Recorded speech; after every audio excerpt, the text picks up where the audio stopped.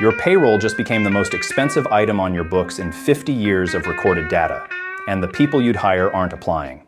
I'm Drew. This is Main Street Operator. Welcome to the week of June 8th. 3 stories today covering the labor market, what tariffs are actually costing importers in monthly dollars, and a competitive shift in the trades that has a direct line to your business if you're in home services.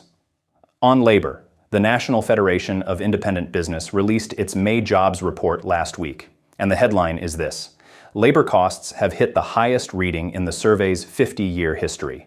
14% of small business owners now cite labor costs as their single most important problem, up 5 points from April alone. Meanwhile, hiring intentions have dropped to their lowest level since May 2020. Only 9% of owners plan to add jobs in the next 3 months. 29% report openings they cannot fill right now, down 5 points from April. Here's the squeeze. Wages are still going up. A net 31% of owners raised compensation in May, and 18% plan to raise it again in the next quarter. But the supply of qualified people hasn't kept pace. ADP's private payroll data backs this up. Businesses with fewer than 50 employees are pulling back on hiring faster than larger employers are. You're paying more to keep who you have, and replacing them is harder than it's been in years. The action this week: if you haven't had a direct conversation with your best 2 or 3 people about pay, their future, and what staying looks like for them, have it before Friday. Retention math is better than replacement math in this environment, and the data says the window for holding the people who are already great is narrower than it used to be. On tariffs, if you import any goods, parts, tools, ingredients, apparel, equipment, here's the number that defines your cost structure right now. The average small business importer pays $11,400 per month in tariff-related costs. That's nearly triple the $3,800 average from early 2024. According to reporting from Digital Commerce 360, 96% of small and mid-sized businesses say tariffs have directly hurt their supply chain or sourcing, and 62% have lost revenue or missed sales because of disruptions in that chain. The critical shift is this: the absorption period is over. In 2025, most operators held prices to protect customer relationships. That worked for a while. By mid-2026, 82% of companies are raising prices because the alternative is margin compression that eventually ends the business. 59% are also stockpiling inventory to get ahead of future increases. But stockpiling ties up cash, and not every product justifies the working capital commitment.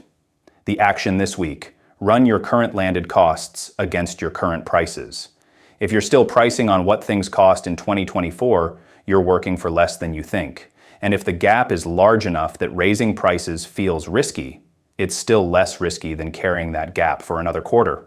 On private equity and the trades, as of mid-2026, there are at least 18 active roll-up platforms in the United States specifically targeting HVAC, plumbing, electrical, and landscaping businesses.